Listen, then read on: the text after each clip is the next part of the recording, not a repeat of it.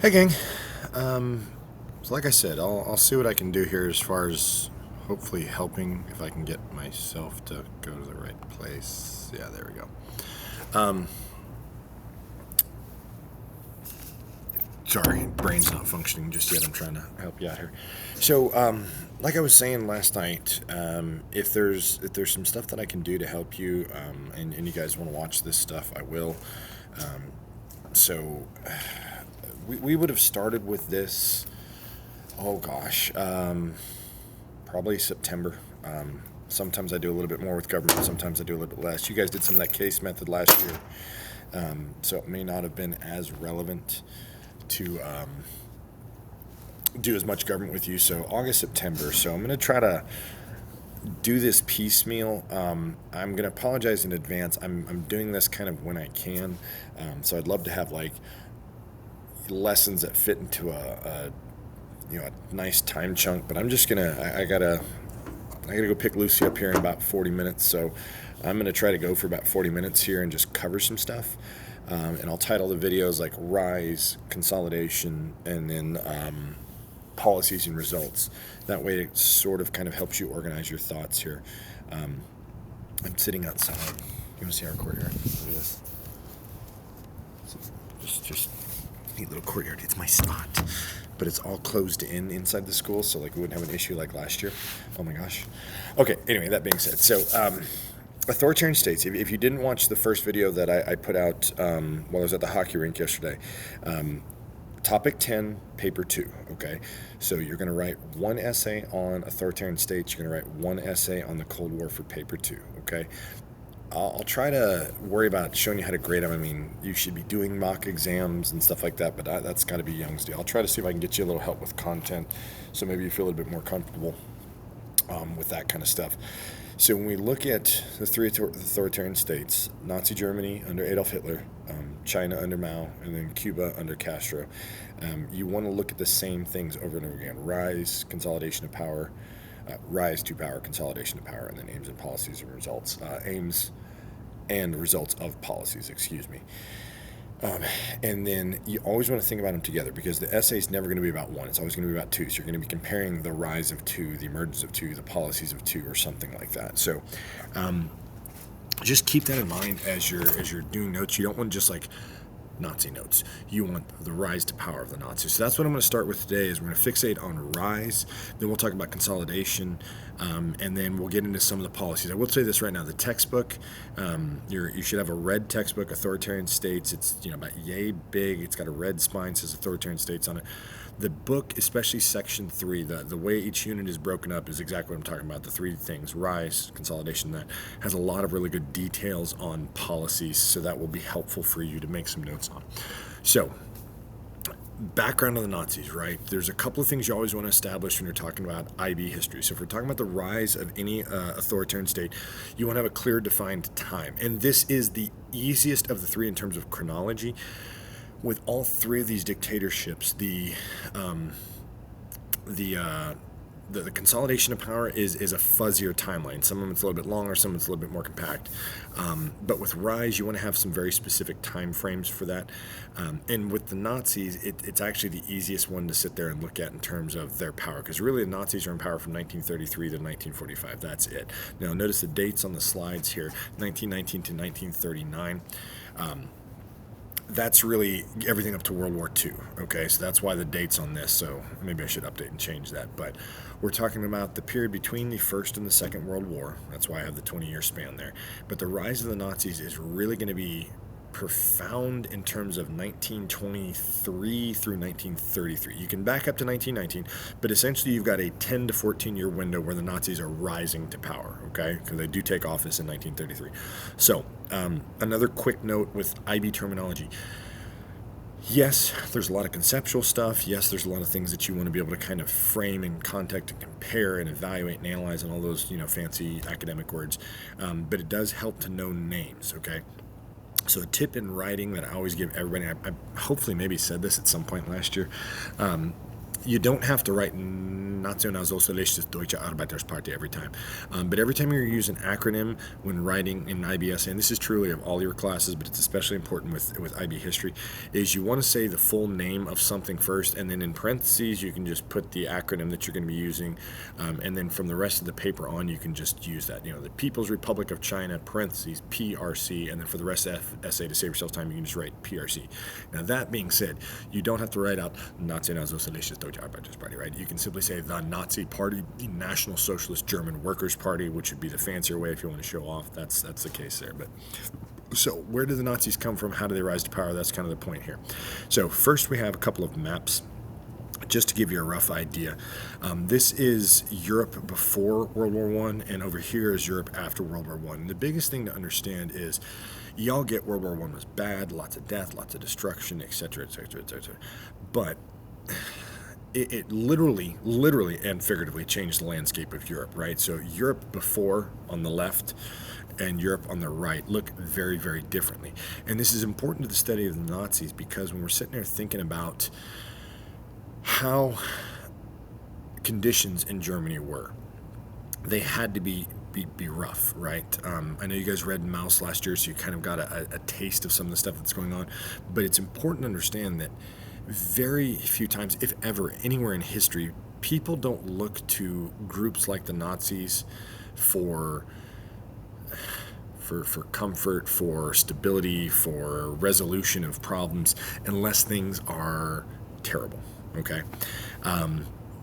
Things had to be bad in Germany, and that's important. And one of the things is they've lost a lot of land. They don't have access to some of the stuff that they had before. They are economically crippled. They are politically crippled. They are culturally struggling, maybe not crippled. And this is the vacuum that the Nazis are going to be able to rise to power in, okay? So when we talk about a couple of things in Europe here, get my face out of the way. I'm just going to move me around periodically, I guess. A bunch of new isms. Socialism, communism, fascism are the three big ones. Now, technically, communism is around before that. I know we mentioned the manifesto last year. Marx writes his Communist Manifesto in 1848. So communism was not new in the 1920s, but the difference is from 1848 until the Bolshevik Revolution in 1917, communism was just a theory, right? The Bolsheviks have made it a reality in Russia. So this is a new thing that you have to deal with in reality in the 1920s, along with Benito Mussolini and his rise to fascism, or really his creation of fascism and his rise to power. And then socialism also date back to the 1800s, but what we're seeing is a more realistic and stringent authoritarian version of socialism, hence National Socialism. So when you look at Nazism, National Socialism in Germany, it's going to combine the most authoritarian elements of socialism with this idea of fascism, and that's really what it is. So let's see if this link actually works. Cool. So this website is, I'll be honest with you, it's not great. I haven't changed it just because I'm not worried about using this for I wouldn't want to cite this necessarily in a research paper, but it gives us the basic idea for those that are not familiar with fascism, right? So if you are familiar with fascism, skip ahead a few minutes. If you're not familiar with fascism, this is kind of the original, you can see this dates back to 2003, kind of conceptualization of fascisms as we articulate it in history classes. This Lawrence Britt guy, you see right here, political science Dr. Lawrence Britt, he didn't have a PhD, but he did kind of put this together, and it's a nice, easy web page to look at. So what I'm saying is it's not wrong in what it says. It is a little bit simplistic, but as we're studying National Socialism and not fascism, I don't feel the need to get into all the nuanced characteristics of fascism. The point that you guys need to understand for the Nazi/Hitler's rise to power is that Hitler admired fascism. So as the Nazis are organizing and growing ever so slowly, Hitler is going to fixate on some of the stuff that Benito Mussolini would be doing in Italy in the 1920s, okay? So with that, you see all kinds of stuff. And I don't know, full disclosure in case anybody that's not in my class or formerly in my class is seeing this, I'm just drawing corollaries here, but there's some stuff in this that you would see as some red flags that we're still dealing with in modern, politics, maybe here in, say, the United States. Extreme nationalism, right?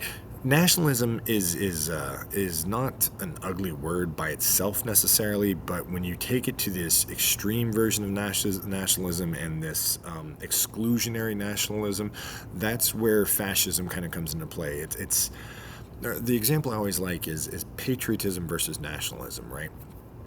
At face value, neither word is bad, but they do have slightly different connotations. So if I'm a patriotic person, I love my country, I have this reverence for my country, I appreciate my country, maybe combinations of those things, versus nationalism is all that plus this whether you want to call it entitlement or arrogance or condescension towards others, but it's the idea that my country is awesome because your country stinks, right? And that's one of the things with fascism you're going to see promoted. It's not just our country is great, our country is better. And that, we read Maus last year, is going to really tie into some of the stuff you'll see in the Nazi ideology in terms of them promoting Germanness over non-Germanness, right? So, disdain for recognition of human rights. We really, in fascist countries, are not big fans of human rights. Things like equitability, I want to say diversity, diversity, equity, and inclusion. Things like that, but you're not going to be inclusive, you're going to be exclusive. Those are characteristics of fascist nations. This is another big one, and of course, this is a huge one in Nazi Germany. Identification of enemies / scapegoats. In other words, one of the things that helps bring us together, whoever us is, in this case, of course, we're talking about Germans, but really whoever us is, the thing that ties us together, the thing that brings us common cause, or gives us common cause, is the fact that we have an enemy. We have a they. Right? Since you guys were sophomores or juniors, I've been harping on, you never say they in essays, who is they, but you'll notice a lot of the language of authoritarian states, particularly in Nazi Germany, is they either get hyper-specific when they fixate on Jews, or they talk about they, right? It's this boogeyman, this scapegoat, this unidentified existential thing that hurt us. Okay, but it gives this unifying presence because we agree that we don't like them, whoever them are. Okay, fascist nations, and really this is authoritarian states, whether fascist or not. Military is a big deal, and that's one of those ones where, like I said, this list from Mr. Britt here is okay because he's going to make this a characteristic of fascism. Sure, that's fine, but it's really authoritarianism. You're going to see that a lot. In fact, with Hitler, this is going to be a key because the one thing early on when we talk about consolidation of power that could have stopped Hitler in, say, 33, 34, 35 was the German military, because the Nazis didn't have complete control of the German military. But it is something that's really important. Authoritarian states / fascist states, it's going to be extremely important in Nazi Germany. Sexism. Characteristics of fascism is also a really big one with Nazi Germany. I'm trying to remember if we talked about this last year. I'm going to repeat myself. That's just the nature of this one. I can't just ask you guys, did we talk about this? But the Nazis are really going to work hard. And I mean, this is an active process. I don't mean this is a sarcastic remark. The Nazis are going to work very hard to shift Germany back in terms of gender ideology, gender roles, right? So the 1920s, no different than we saw in the United States last year, or the Brits in the 1800s. Is this wave of suffragette, women's voting rights, and that first wave of feminism that's kind of taken taken a hold of Europe, the Americas, is going on, and that of course took place in Germany as well. Well, the Nazis don't like that. They want traditional Germanic values for their men and their women. So you see this rampant sexism. Sexism is fascinating in authoritarian states, and me personally, I think it's truly fascinating, even more so in Nazi Germany, because the Nazis are always going to play this up as a positive thing, right? We're promoting traditional values. We are sticking to Germanic character. The core of what it is of our Germanness is that we have women who we hold up and value for their contributions to society. Now, those contributions are in the home, right? So when you see this rampant sexism, it's really fascinating because it doesn't necessarily look like the kind of sexism that you might expect. Maybe you do, maybe you don't. But it's going to play out in the promotion of traditional values. So what's going to happen is Germany's going to see regression towards more 1800s gender ideology under the Nazis. Less women working. When women are working more traditional roles that are subservient to men for lesser pay, women are going to be encouraged to be at home. Women are going to be expected to have children and take care of children and be that Germanic mom to raise good Germans, which they're trying to promote as being Nazis. And eventually you're going to have German women that are going to be rewarded for having children. And that's the one that's really, it's really fantastic. You see there... here, I guess I can just Google it while I've got it right here. It's known as it has a Mother's Cross in Nazi Germany. Let's see what comes up there. We get the right. Yeah. So the official name is the Cross of Honor and all that good stuff. But you can see over here, the Holocaust Museum has some good stuff on it. Better known as the Mother's Cross, but the German military actually gave awards to women who had more children, and I forget there's 3 levels. I forget the exact number. The gold award, so the highest Mother's Cross was if you had 8 or more children. So you need to be the Nazi Octomom to get this. And I forget it. I think it was 4 and 6 were the bronze and the silver and all that stuff. But this, we talk about rampant sexism. This idea of promoting the fact that, hey, women have uteruses and you should use them a lot, right?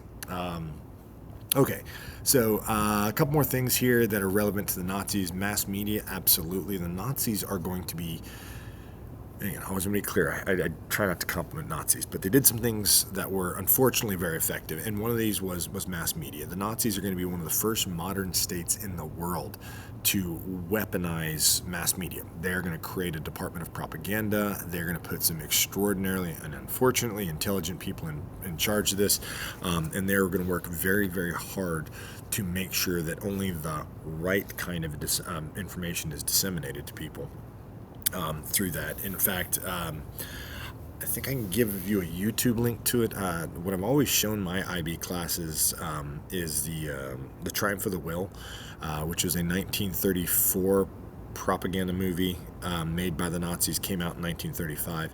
I believe it's available on YouTube. If not, I know I have it somewhere. Don't know that I can get it to you guys. It's more interesting if you watch it in class because you can really pause and break down and kind of get all that. So I don't know how much it would help some of you. But if you can find it, Triumph of the Will. It's all in German, but it's a great example of the mass media usage and how the Germans, especially really the Nazis, not the Germans, were able to control mass media and weaponize it to their advantage. Again, obsession with national security. This goes back to the scapegoat thing. Religion and government entwined. This one right here, not as big a deal in Nazi Germany, at least not in the formal aspect of it, as is Hitler is not going to claim, divine right or to be a hand of God and all this stuff. But what you do see in the especially early 30s, is Hitler is going to be, to some extent, deified.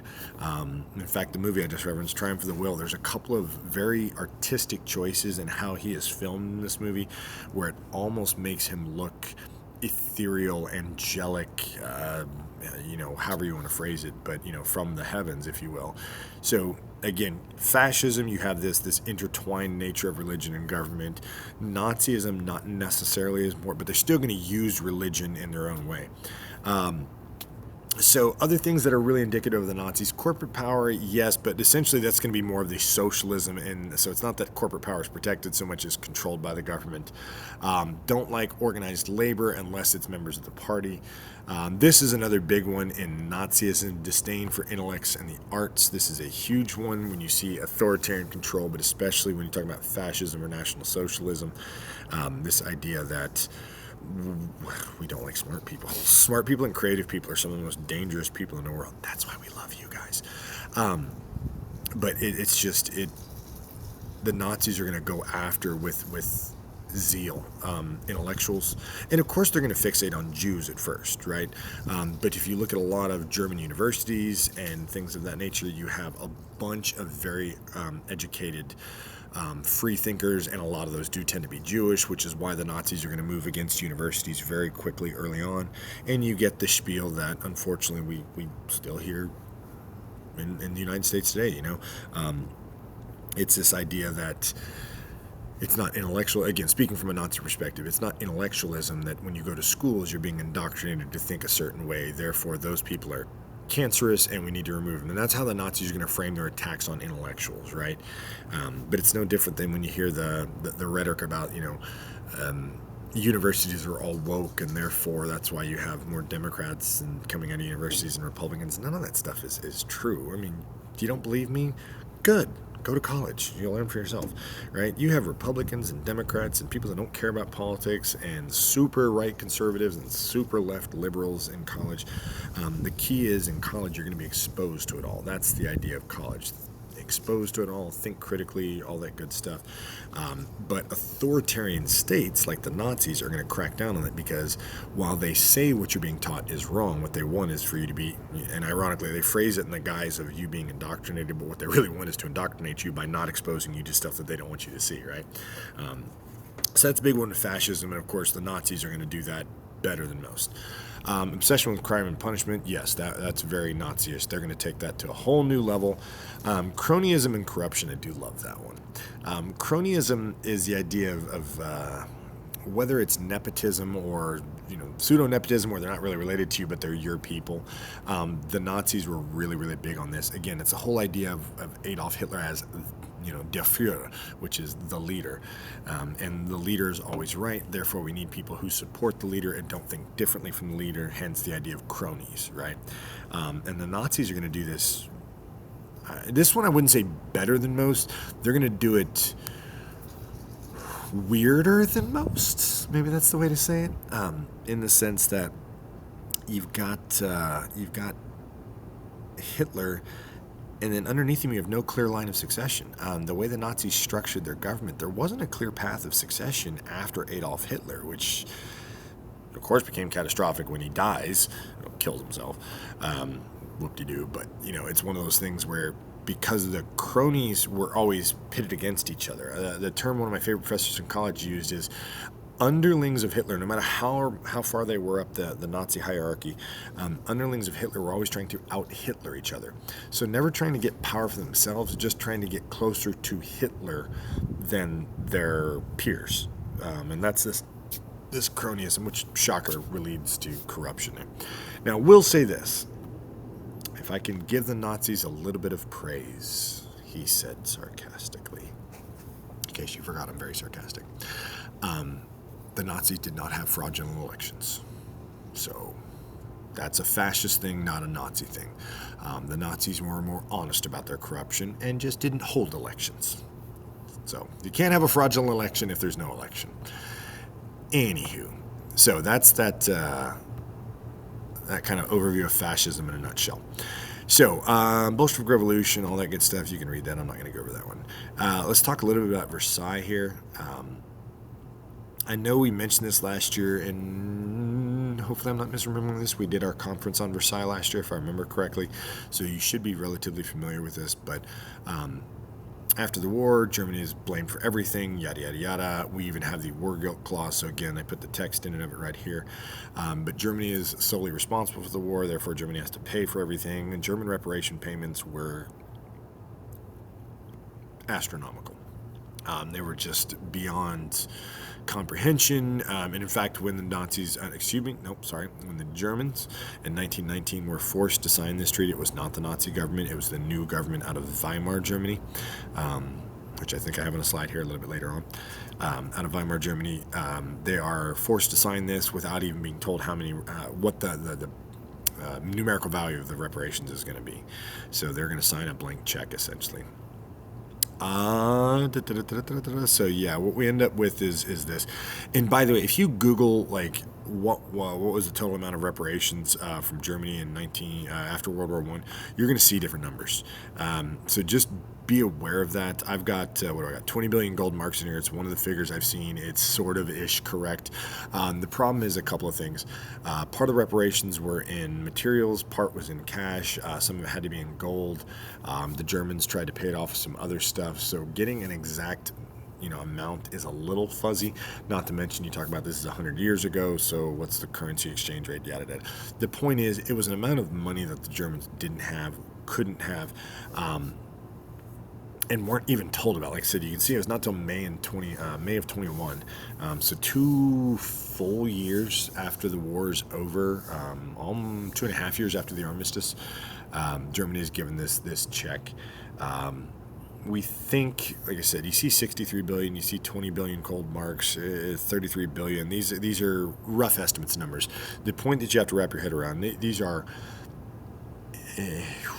insane amounts. I mean, don't get me wrong, Germany, screwed up. They were certainly responsible for the war, but the problem is Germany, where it sits, and if you're looking at this and you don't know your geography, pull up a map of Europe. Germany is Central Europe. It is literally right kind of smack dab, just a little bit north of the middle of the continent of Europe.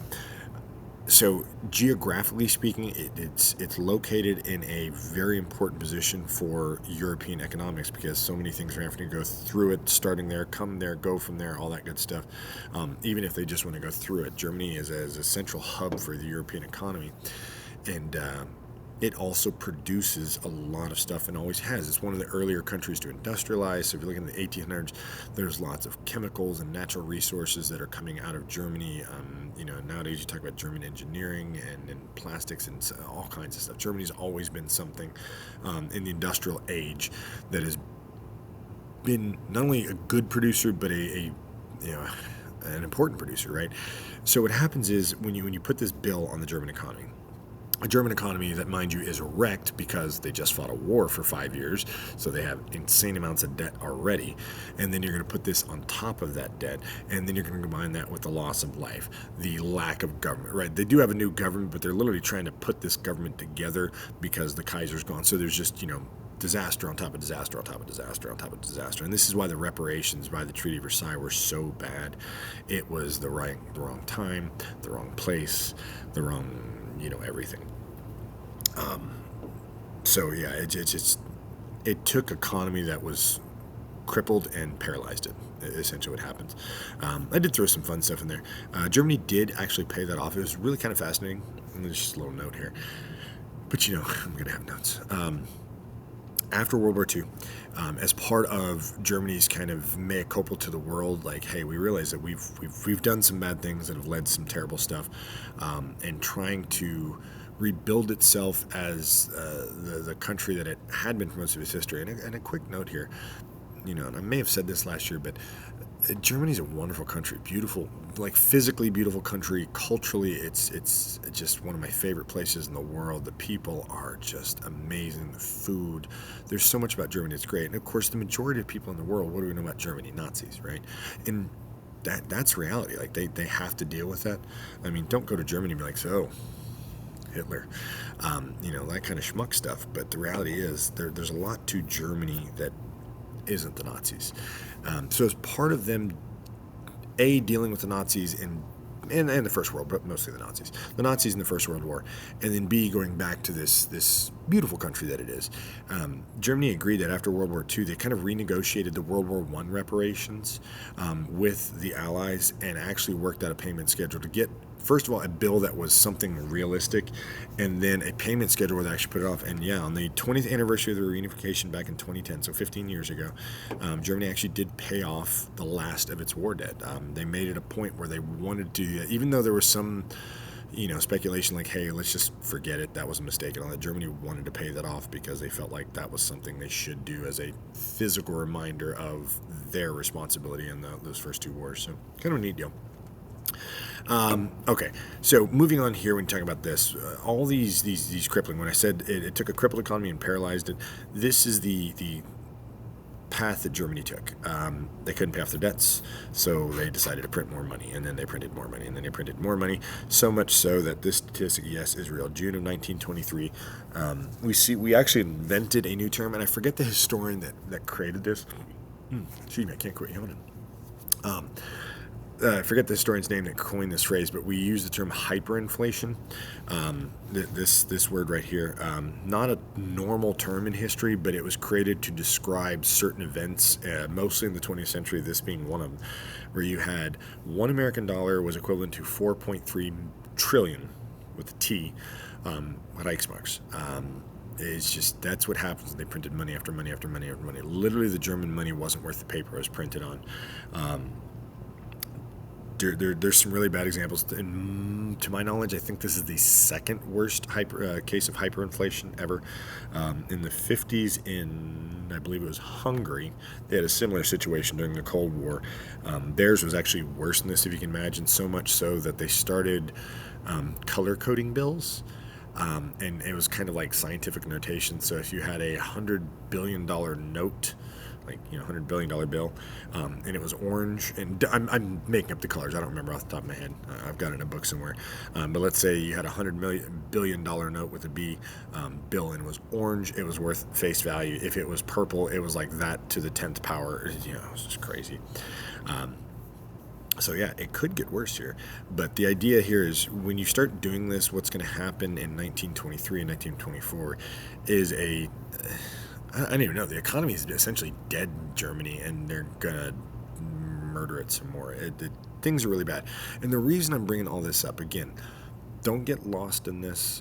Make sure you stay fixated, especially as you're taking notes and thinking about this in terms of how could I construct this into an essay. Well, what we're getting at here is what I said at the outset. People don't look to the Nazis in the 1920s for help. They don't look to them for prosperity. They don't look to them for any other reason than desperation. Nobody is looking at Nazi propaganda, and they're just this tiny little fledgling group of almost nobodies except for one little event that we'll talk about here later on. Nobody takes them seriously. But the reason they start to get attention is they got their name in the newspaper at the right time. We'll talk about the beer hall putsch here later on. And then you combine that with abject poverty and disillusion with what's going on. Therefore, they start looking to other things. And this is a characteristic. And I'll use the U.S. example right now. If you look at the last 10, maybe even 20-ish years of U.S. politics, we see this trend. And you can look at the course of 200 years of U.S. politics. But what we tend to see is, if we look at the kind of politician that we elect, particularly when you look at the office of the presidency, if you have someone that is more of a, whether you want to call them a unifying presence, or if you want to look at them from the mindset of, and I use the term moderate really generically here, moderate in the sense that they are not the far left-wing liberal or the far right-wing conservative. So they're still Democrat or Republican, or going back, Federalist, Whig, Democratic, Republican, whatever. They're in their party's fold, but they shift more towards the center. So here are the polls, and they're on their party, but they're here. These kind of politicians tend to show us that overall the American public, and typically the American economy, is doing well, and most people are happy with it. So they don't shift as far to the left or as far to the right. Well, if you look at, say, the last 10 to 20-ish years of American politics, what this tells us is that Americans are unhappy with the general nature of the United States in terms of our economic standing and certain things, because you look at the kind of people that we have been electing over the last couple of years, and this is it's not an anti-Trump statement. Trump is a highly polarizing figure. That's a fact, right? And what would make people turn to him is the fact that they're extraordinarily upset with the status quo of the United States. And while I don't think Biden was, I know he's painted as it, he wasn't radically left in his policies, not at all. But he had to appeal to a more radical left base. So, if you look at your spectrum here, and Biden's kind of there, he had to lean this way versus leaning into the middle to get his base to beat Trump. And you could say the same thing for Obama, in the sense that whether you like Obama, hate Obama, the fact is he was a highly polarizing president. Therefore, it drove people to the polls, right? So we've seen this in modern things. Now, granted, we're not nearly as bad as the Nazis in the 1920s. And, if that was the case, I'd probably say it if I thought so. but it's not like that. But it's an extreme version of what can happen when you sit there and look at how bad did Germany have to be culturally, economically, politically, socially, for them to look at the Nazis and more people kind of be brought into this fold. And that's what this the Treaty of Versailles. So again, if you're looking at short-term consequences, and really for IB, you don't need the long. You're not going to be digging into 1800s Germany. So you're talking about short-term causes for the rise of the Nazis. One of the things you have to talk about is the Treaty of Versailles. You want to talk about the Treaty of Versailles? You want to talk about the War Guilt Clause? You want to explain how it transition people's thinking in terms of what they're going on, how they're feeling about the United States. Okay, I'm going to stop there. I don't know how long this video actually is, but I've got to go get Lucy here in a few minutes, so at least that gives you something to chew on. Like I said, as long as you guys are going to listen to these and use them and you think it's helpful, I'll be happy to kind of keep making them. I'm going to try to get, if I'm going to do this, I want to do it right. I want to try to get you all the Nazi stuff here, maybe in the next week to 2 weeks. I'm actually, I won't be able to do anything this weekend. I'm traveling. Actually, I'm coming to Odessa, so if anybody watches this today or tomorrow, I will be at the Ector County Coliseum for hockey. Lucy's team's playing in town. So come by and say hi. And if not, watch this later on and go, damn it, I could have yelled at that guy there. But I'll try to get the rest of the Nazi stuff recorded here in the next week or two. Like I said, I'm out of town this weekend. I think I'm staying put, so I'll have some time next week. And then poor me has to go to Michigan again in a couple of weeks for that. So try to get that done before all the Nazi stuff before that. So that'd be like the 13th or 14th. That way you got plenty of time to look at this and ask questions and stuff like that. Anywho, okay, that's going to be it for now. I will get this uploaded and send it off to Andy. Oh, one other thing I was thinking about real quick, and again, my email is, it's lajordan@prosper-isd.net. So lajordan@prosper-isd.net. I know I told you Andy and Sam and Jade have it, so if they haven't already given it to you, you can do that. If anybody has any bright ideas of how to share those, like I said, I'm just kind of emailing Andy YouTube links. I don't think I can set up a private YouTube channel. Even if I did, I probably want to do that with students. But if anybody's got a better way to share this, I don't know, you want to create a Google Drive folder and share it with me or something like that, maybe we can work something out where everybody can just have access without having to rely on anybody else. If you got any bright ideas, send them to me, because y'all are better at that than I am, okay? I'll talk to you guys soon.